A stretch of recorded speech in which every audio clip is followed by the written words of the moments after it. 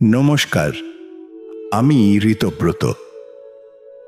Season চেঞ্জের সময় সুমনের গলা খারাপ, কিন্তু তাই বলে তো আর আপনাদের গল্প শোনা বন্ধ থাকে না।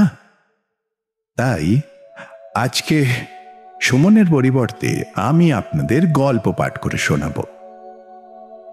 আমাদের আজকের নিবেদন সুনীল গঙ্গোপাধ্যায়ের লেখা এলাচের কৌটো। আর কথা না বাড়িয়ে চলুন সোজা গল্পে যাওয়া যাক। সাইকেল রিক্সা নিয়ে বাড়ি থেকে খানিকটা এগোবার পরেই রত্নার মনে পড়ল একটা জিনিস নেওয়া হয়নি। সে ব্যস্ত হয়ে বলে উঠল, এই একটু থামো তো ভাই, একবার ফিরে যেতে হবে। রিক্সা চালক অপ্রসন্নভাবে মুখ ফিরিয়ে তাকালো। এই সময় দুদিক থেকে দুটো ট্রেন আসে, অনেক যাত্রী, তাই রিক্সাওয়ালাদের পোয়াবারও। কলকাতার ট্যাক্সি ড্রাইভারদের মতো রুক্ষ হয়ে ওঠে। কি যেন নিজের মনে গজগজ করতে করতে রিক্সাটা ফেরালো। সদর দরজা খুলিয়ে যেতে হলো দোতলায়। নিজের ঘরের টেবিলের উপর রাখা আছে কৌটোটা, সেটা তাড়াতাড়ি ব্যাগে ভরে নিয়ে ফিরে যেতেই টান পড়ল আঁচলে। টেবিলের কোনায় যে চলটা উঠে আছে সেখানে আটকেছে। আঁচলটা ছাড়াতে গিয়ে শরীরটা কেঁপে উঠল রত্নার। আসল জিনিসটাই তো সে ভুলে গেছে, তার আইডেন্টিটি কার্ড। এটা না থাকলে সে তো ঢুকতেই পারত না। আঁচল আটকালো বলেই তো মনে পড়ল। এটা যেন অলৌকিক ব্যাপার, ঠিক কেউ যেন তার আঁচল ধরে টেনে মনে করিয়ে দিল, ঠিক যেন ব্যাখ্যা করা যায় না। রিক্সা চালক বলল, অনেক টাইম লেগে গেল দিদি, 1 টাকা বেশি লাগবে। তর্ক করতে ইচ্ছে করল না রত্নার। দেবে সে 1 টাকা, কিন্তু কথা খরচ করবে না।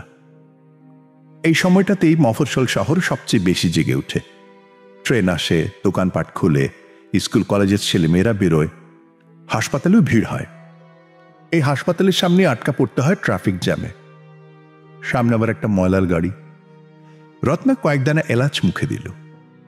জেলখানার গেটে পৌঁছতে বেজে গেল 10:30। অবশ্যই স্কুলে যাওয়ার মতন সময়ের অত কড়াকড়ি নেই। 1 মাস ধরে স্কুলে যেতে হচ্ছে না রত্নাকে। তার ডিউটি পড়েছে জেলে। 9 বছর ধরে স্কুলে একই জিনিস পড়াতে পড়াতে একঘেয়েমি এসে গিয়েছিল। সেই তুলনায় এখানকার কাজ তার ভালোই লাগছে, অন্যরকম অভিজ্ঞতা। গেটের কাছে এসে কার্ডটা বার করল রত্না। তাতে তার ছবি লাগানো আছে। প্রথম দিন তাকে সঙ্গে নিয়ে এসেছিলেন সুতোপাদি। তিনি হাসতে হাসতে বলেছিলেন, কার্ডটা সাবধানে রাখিস, দেখিস ভেতরে যেন কেউ জোর করে কেড়ে না নেয়, তাহলে কিন্তু তুই আর বেরোতে পারবি না, এই গেটে আটকে দেবে। কেউ অবশ্য কেড়ে নেওয়ার চেষ্টা করেন এর মধ্যে, তবে 2-3 জনের চোখের দৃষ্টি দেখলে ভয় ভয় করে। জেলখানা। প্রথম দিন ঢুকে সত্যি খুব অবাক হয়েছিল রত্না। জেলখানার ভেতরটা কেমন হয় তার স্পষ্ট ধারণা ছিল না। গল্প উপন্যাস পড়ে মনে হতো অন্ধকার অন্ধকার ঘর, লোভী আর হিংস্র চেহারার পাহারাদার, লোহার দরজা, ডান্ডা বেড়ি, আর মানুষেও অনেকের অমানবিক ব্যবহার। আগেকার দিনে রাজবন্দীদের লেখা কয়েকটা বই পড়েছে রত্না। অল্প বয়সে, ভালো মনে নেই। বেশি মনে আছে সতীনাথ ভাদুড়ির জাগরী আর জয়ামিত্রের হনুমান। জাগরীতে একটা অধ্যায়ের নাম আওরত কিতা, আর জয়ামিত্রের বইতেও জেলের মধ্যে মেয়েদের কথাই প্রধান। সতীনাথ ভাদুড়ির একটা গ্রন্থাবলী আছে বাড়িতে। এখানে আসবার পর রত্না ভেবেছিল জাগরীটা আরেকবার পড়ে ঝালিয়ে নেবে। ওরে বাবা, কি সাংঘাতিক বই! খানিকটা পড়তে পড়তেই চোখের জলে পাতাগুলো ঝাপসা হয়ে আসে। বিলুর ফাঁসি হবে সেই রাতে তার মাও জেলে। তিনি নানাভাবে মনটাকে ফেরাবার চেষ্টা করছেন। এক জায়গায় বলছেন, ছেলে তো নয়, একটা শত্রু। ছেলেদের কথা যত ভেবেছি তার অর্ধেকও যদি ভগবানের কথা ভাবতাম, তাহলে নিশ্চয়ই ভগবানকে পাওয়া যেত। এই জায়গাটা পড়তে পড়তে রত্না ফুপিয়ে কেঁদে উঠেছিল। প্রথম দিন এসে জেলখানা সম্পর্কে তার পুরনো ধারণা কিছুই মিলল না। এই যেন একটা বাগান বাড়ি, সত্যি বেশ বড় বাগান। কত ফুল ফুটে আছে, বড় বড় গাছও কয়েকটা। মাঝখানের বাড়িটার রং সাদা, শুধু চারদিকটা উঁচু পাঁচিল দিয়ে ঘেরা। অবশ্য আজকাল আর জেলখানা বলে না, নতুন নাম হয়েছে সংশোধনাগার। আর এটা শুধু মেয়েদের জন্য। এখানে একজনও পুরুষ নেই। বাগানের মধ্যে একটা খড়ের চালাঘর, তার ভেতরে 3খানা সিমেন্টের তৈরি বেঞ্চ, একটা প্লাস্টিকের চেয়ারও আছে। আজ অবশ্য শীত পড়ছে একটু একটু, রোদ বেশ মোলায়েম, বাইরেও বসা যায় না। নানা বয়সের নারী, তবে 18-র নিচে কেউ নয়। ওপরের সীমা 45-50। কেউ উৎকট গম্ভীর, কেউ বেশি কথা বলে, কেউ ঝগড়া ছাড়া থাকতে পারে না। অনেকেরই শরীরে রূপ নেই, স্বাস্থ্যও ভালো নয়। রত্না ধীর পায়ে বাগানের মধ্য দিয়ে হেঁটে চালাটার মধ্যে চেয়ারে বসল। সে নিজের থেকে কারোকেই ডাকে না। মিনিট 5 সে বসে রইল চুপ করে। তারপর দুটি তরুণী দৌড়তে দৌড়তে এসে দাঁড়ালো, হাত পাতল তার সামনে। রত্না কৌটো খুলে কয়েকটা করে এলাচ দানা দিল ওদের হাতে। টপ করে মুখে পুরে ওদের একজন জিজ্ঞেস করল, দিদি, আপনি পান খান না? এই প্রশ্নটা তাকে এখানকার অনেকেই করে প্রথম দিন থেকে, অর্থাৎ ওদের পান খাবার নেশা। রত্নার পান খাওয়ার অভ্যাস থাকলে নিশ্চয়ই সে পানের ডিবে রাখত, ওরা চেয়ে নিত। কিন্তু রত্না কখনো পান খায়নি, এমনকি বিয়ে বাড়িতেও সে পান নেয় না। পানের পিক ফেলার দৃশ্যটা তার অশ্লীল মনে হয়। অনেকদিন থেকেই এলাচি দানা খায় রত্না। আগে তার কাছে একটা ছোট্ট রুপোর কৌটো থাকতো, এখন এখানকার অনেককে দিতে হয় বলে সে একটা বড় টিনের কৌটো রাখে। এলাচের দামও বেশ। রত্না লক্ষ্য করেছে এরা অনেকেই বাইরে থেকে কিছু কিছু জিনিস আনায়। কি উপায়ে তা সে জানে না। কেউ কেউ শুধু দোক্তা খায়, কয়েকজনকে সে বিড়ি টানতেও দেখেছে। এক মাঝবয়সী স্থূলঙ্গিনী একদিন তাকে ফিসফিস করে বলেছিল, দিদি, আমার জন্য এসবগুলোর ভুসি এনে দেবে, আমি তোমায় পয়সা দেব। রত্না রাজি হয়নি। যত তুচ্ছ জিনিসই হোক, বাইরে থেকে এদের জন্য কিছু এনে দেওয়ার নিষেধ আছে। এখানকার সুপার সুতোপাতি বলছিলেন, তুই এরা কে, কোন কারণে জেল খাচ্ছে তা কখনো জিজ্ঞেস করবি না, এদের জীবন কাহিনী জানতে চাইবি না, তাহলে এক একজন সম্পর্কে মনের মধ্যে একটা ধারণা গেঁথে যাবে। বরং খোলা মন নিয়ে সবাইকে সমান মনে করাই উচিত। রত্না কখনো কাউকে কিছু জিজ্ঞেস করেনি, তবু কি করে যেন জেনে গেছে এখানে 3 জন খুনের আসামি। নিজের হাতে খুন করেছে, যাবজ্জীবন বন্দিনী। তাদের মধ্যে একজন রত্নার ছাত্রী। জেল কর্তৃপক্ষ ঠিক করেছিলেন এখানকার মেয়েদের নানা রকম হাতের কাজ শেখাবার সঙ্গে সঙ্গে লেখাপড়া শেখাবারও চেষ্টা হবে, যাতে কারাবাস থেকে মুক্ত হওয়ার পর তারা সুস্থ জীবনে প্রতিষ্ঠিত হতে পারে। কিন্তু লেখাপড়া তো জোর করে শেখানো যায় না। বেশিরভাগই সমাজের গরিব নিচু শ্রেণীর নারী, জীবনে বই কখনো ছুঁয়েও দেখেনি। বেশি বয়সে তারা একেবারে প্রথম থেকে শেখার আগ্রহ পায় না। তবু নিয়মমাফিক 2 জন শিক্ষয়িত্রী আসে, তারা কয়েকজনকে ABCD অ আ ক খ শেখাতে চেষ্টা করে। রত্না অবশ্য বলে দিয়েছিল সে অত প্রাথমিক স্তরে পড়াতে রাজি নয়। রত্নার ডাক পড়েছিল অন্য কারণে।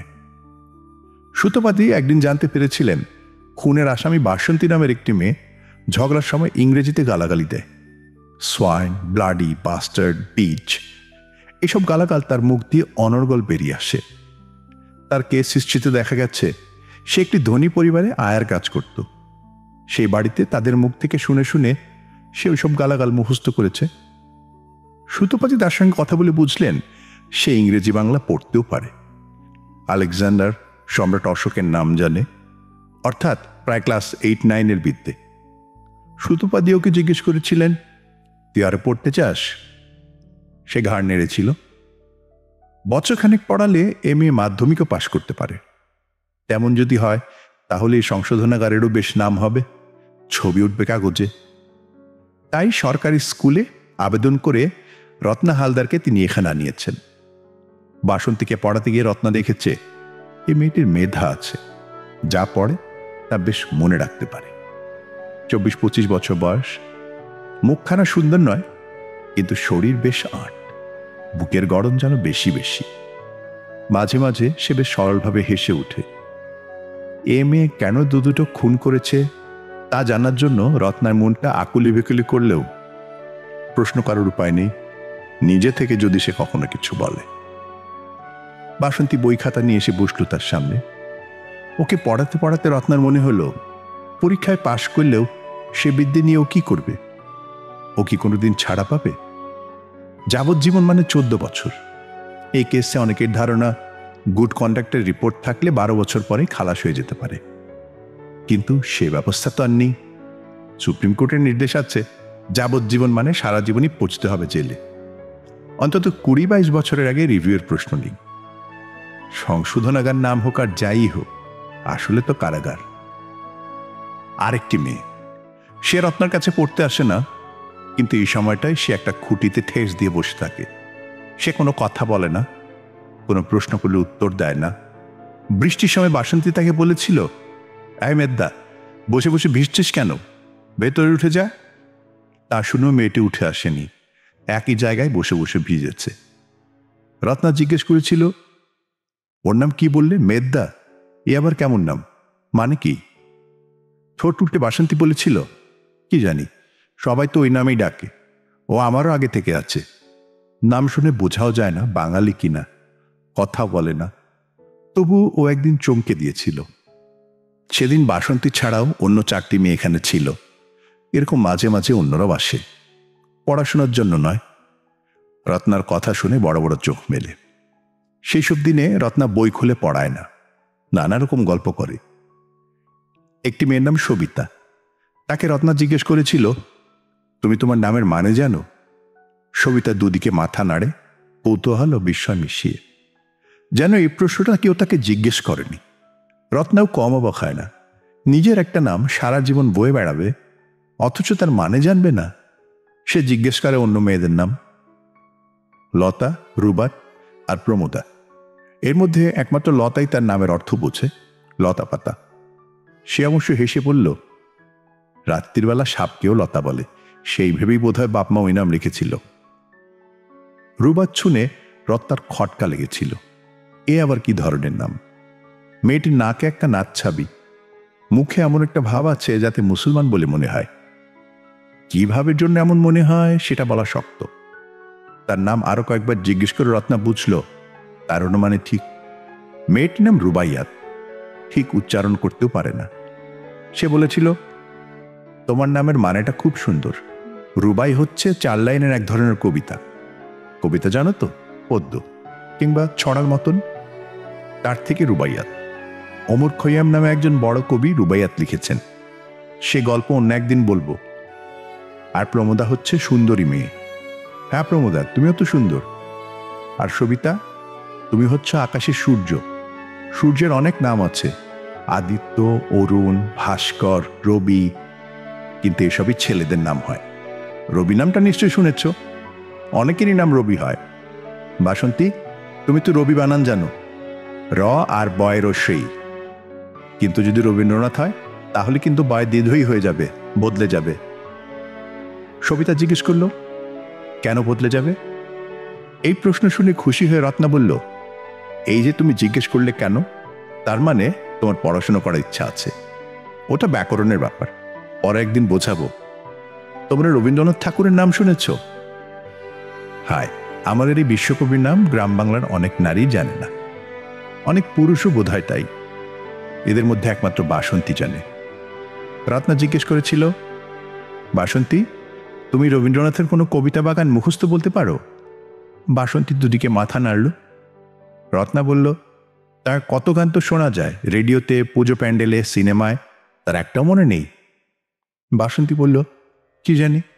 রত্নার মনে হলো শুনেছে নিশ্চয়ই, কিন্তু কোনটা রবীন্দ্রসঙ্গীত তা জানে না। এই সময় কাণ্ডটা হলো, রত্না সচকিতে মুখ ফেরালো।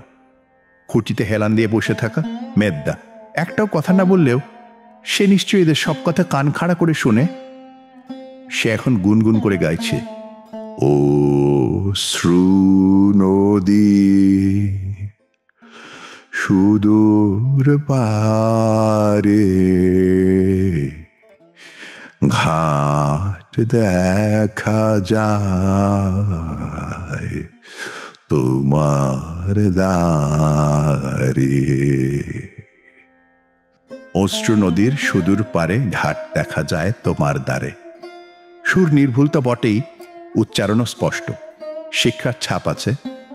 একটুখানি মুগ্ধভাবে শুনে রত্না উচ্ছ্বসিতভাবে বলে উঠল, তুমি এত ভালো গান জানো, কোথায় শিখেছ? সঙ্গে সঙ্গে মেদ্দা থেমে গেল তো বটেই, উঠে গেল সেখান থেকে। ওই একদিনই, আর কখনো সে কথাও বলেনি, গানও গায়নি। রত্না তার সঙ্গে ভাব জমাতে চেষ্টা করেও ব্যর্থ হয়েছে। যার সম্পর্কে কিছু জানা যায় না তার সম্পর্কে কৌতূহল থাকে বেশি। সে এমন পরিশীলিত গলায় গান গাইতে পারে, তা রবীন্দ্রসঙ্গীত, কিন্তু কেন নির্বাক? আর মেদ্দার মতো এমন বিচ্ছিরি একটা নাম এবার তার কেন হবে? বাসন্তীকে পড়াতে হলেও তাকে ঠিক পছন্দ করতে পারে না রত্না। প্রথম প্রথম তাকে সরল সাধারণ মনে হলেও ক্রমশ বোঝা যায় সে বেশ লোভী। রত্না নতুন শাড়ি পরে এলেই সে হাত বুলিয়ে বুলিয়ে দেখে, চোখে মুখে ফুটে ওঠে ভিক্ষের ভাব। ইচ্ছা করলে রত্না ওকে একটা শাড়ি তো দিতেই পারে, কিন্তু কিছু দেয়া যে নিষেধ। ওরা কেউ শাড়ি পরে না, একটা ঝোলা সেমিজের মতো পোশাক সবার। শাড়ি থাকলে গলায় ফাঁস বেঁধে কেউ যদি আত্মহত্যা করে। একদিন রত্না একজোড়া দুল কানে দিয়ে এসেছিল। বাসন্তী হঠাৎ উঠে দাঁড়িয়ে কানে হাত দিয়ে দুলটা দেখতে লাগলো। শিউরে উঠেছিল রত্না, এটা একটা খুনির হাত তো বটে। একদিন বাসন্তী নিজে থেকেই বলল, এখান থেকে ছাড়া পেলে সে আর লোকের বাড়িতে কাজ করবে না, কোনো স্কুলে চাকরি নেবে। খুবই অস্বস্তি বোধ করেছিল রত্না। খুনি হিসেবে যা শাস্তি হয়েছে তাকে কি কোনো স্কুল চাকরি দেবে? মনে হয় না। তাছাড়া ওর মেয়াদ শুরু হয়েছে মাত্র 3 বছর আগে। যদি কখনো ছাড়াও পায় তা 15-20 বছরের আগে নয়। তখন ওর বয়স কত হবে? এসব কথাগুলোকে নিরাশ করতে চায়নি রত্না। যারা পড়াশোনা করতে চায় না তারাও রত্নার কাছে এসে এলাচ দানা চায়। সবাইকে নিয়মিত খাওয়াতে গেলে সে দুদিনেই ফতুর হয়ে যাবে। সেই জন্য একটা শর্ত আরোপ করার কথা ভেবেছিল একবার, যে যে পড়তে চাইবে শুধু তাদেরই দেবে। তারপরই মনে হয়েছিল, জোর করে পড়িয়ে বা কি হবে? না পড়াশোনা করলেই বা কি আসে যায়? সামান্য কয়েকটা এলাচ দানা প্রত্যাখ্যান করা যায় না। তাই এখন যতক্ষণ থাকে ততক্ষণ দেয়, ফুরিয়ে গেলে কৌটোটা উল্টে দেখায়। সে এখন ছোট এলাচের বদলে বড় এলাচ কেনে, একটু সস্তা হয়। মেদ্দা নামে মেয়েটি কোনোদিন এলাচ চায়নি। রত্না তাকে নিজে থেকে একদিন দিতে গিয়েছিল, সে মুখ ফিরিয়ে নিয়েছে। ফেরার জন্য রত্না উঠে দাঁড়ায়। বাগানের চতুর্দিকে ছড়িয়ে আছে মেয়েরা। সারা দুপুর তারা এখানেই থাকে। কয়েকজন দল বেঁধে কি সব খেলে, কয়েকজন নিজেদের মধ্যে কথা কাটাকাটি করে। 2জন মহিলা ওয়ার্ডেন বেটে লাঠি হাতে পাহারা দেয়। কোথাও যদি কথা কাটাকাটি একসময় হাতাহাতিতে গড়িয়ে যায়, তখন ওয়ার্ডেনরা এসে তাদের মারে, বেশ নিষ্ঠুরের মতনই জোরে জোরে পেটায়। রত্নার মনে হয়, এই যে এতজন মেয়ে, এদের দেখলে বোঝাই যায় না এরা সবাই জেল খাটার মতো অপরাধ করেছে। বাইরের সাধারণ মেয়েদেরই তো মতন। অবশ্য বাইরের সেসব সাধারণ মেয়েদের মধ্যেও কি অপরাধী নেই? সবাই ধরা পড়ে না। রত্না নিজেও তো এখানে থাকতে পারত। সব এলাচ দানা পুড়িয়ে যাওয়ার পরেও যে মেয়েটি এসে চাইল, রত্না বলল, কাল এসে প্রথম তোমাকেই দেব। মেয়েটি হঠাৎ চোখ ছলছলিয়ে বলল, দিদি, আমি কিন্তু মুন্সি বাড়ির গয়না চুরি করিনি। চুরি করলো পারুল, আর ধরল আমাকে। আমাকে মিথ্যে মিথ্যে আটকে রেখেছে। আপনি একটু বলে দিন না, বাড়িতে আমার 2টো ছেলে। রত্না দুর্বলভাবে বলল, আমি বললে শুনবে কেন? মেয়েটি বলল, হ্যাঁ দিদি, আপনারা লেখাপড়া জানেন, আপনার কথা শুনবে। এই মেয়েটির বিচার ব্যবস্থা সম্পর্কে কোনো জ্ঞানই নেই। হয়তো ওর কোনো উকিলও ছিল না। তার হাত ছাড়িয়ে চলে আসতে আসতে রত্না ভাবে, মেয়েটি কি সত্যি কথা বলছে না অভিনয়? বিনা দোষে অনেকে নিশ্চয় জেল খাটে। মুখ দেখলেই বোঝা যায় এখানকার অধিকাংশ মেয়ে গরিব ঘরের। গরিবরাই আইনের সুবিচার থেকে বঞ্চিত হয় অনেক সময়। যাদের পয়সা আছে তারা আইনের লম্বা হাত দুমড়ে মুচড়ে দিতে পারে পয়সার জুড়ে। সুতোপাতির সঙ্গে দেখা হলো এক বিয়ে বাড়িতে। তার সঙ্গে অনেক আগে থেকেই পরিচয় ছিল রত্নার। তাপসের সঙ্গে যখন ছাড়াছাড়ি হয়, তখন সাংঘাতিক মানসিক বিপর্যয়ের মধ্যে এই সুতোপাদি অনেকখানি শুশ্রূষা করেছেন তার মনের।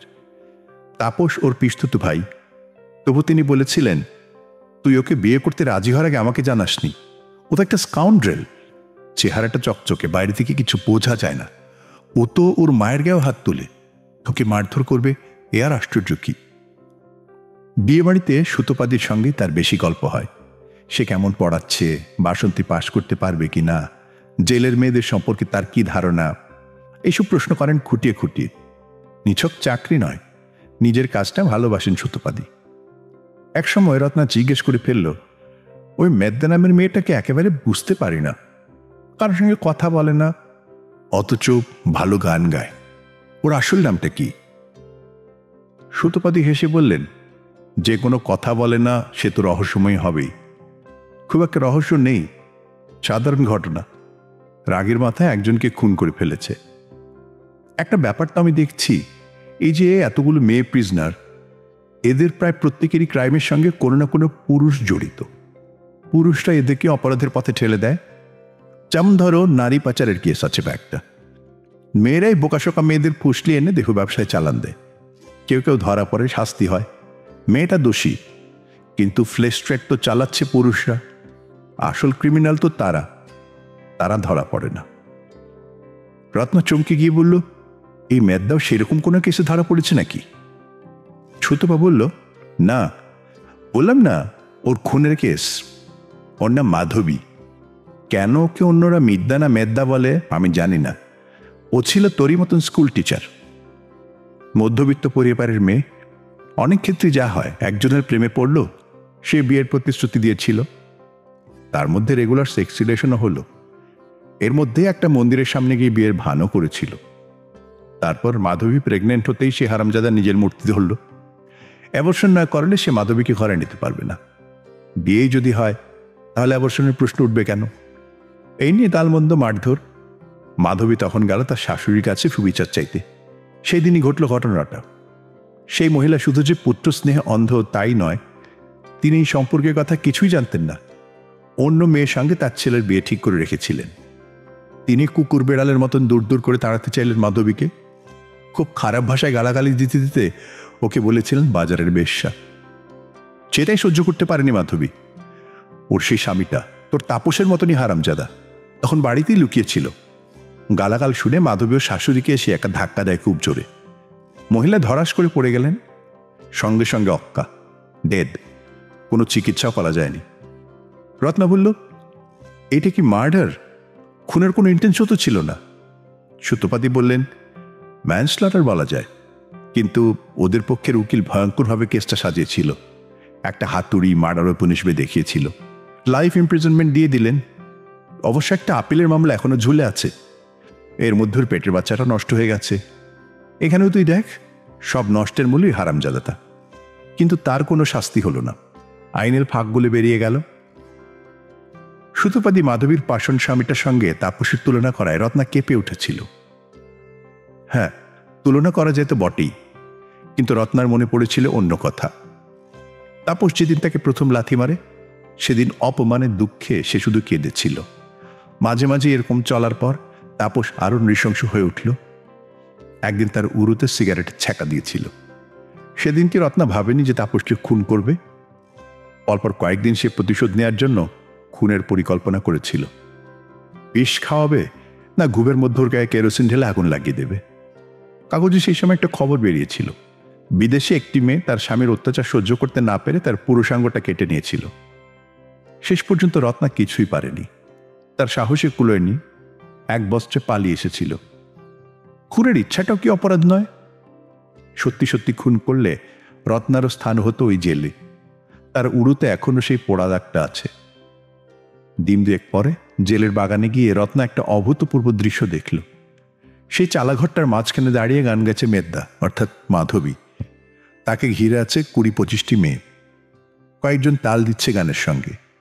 মাধবী গাইছে, মোহাম্মদ চিত্তে রিতিন রিত্তে কে যে নাচে, তাতা থই থই তাতা থই থই তাতা থই থই।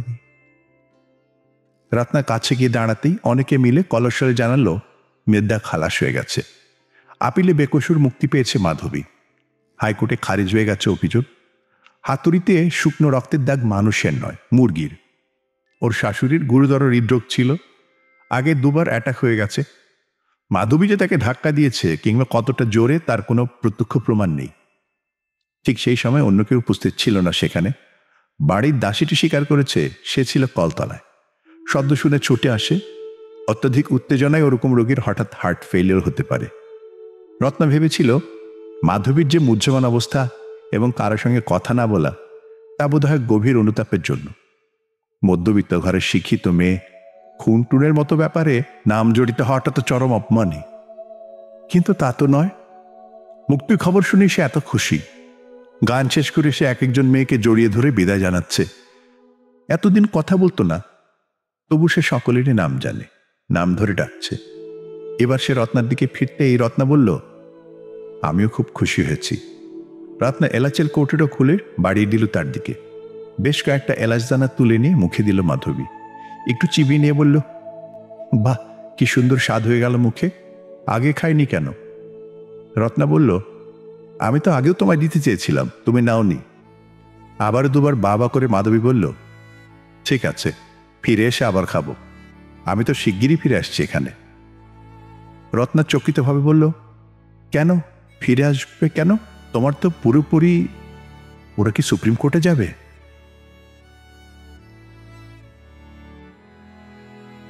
আজকের গল্প এখানেই শেষ। কিন্তু ওই যে সেই ছোট গল্পের একটা সংজ্ঞা আছে না, শেষ হয়েও হইল না শেষ।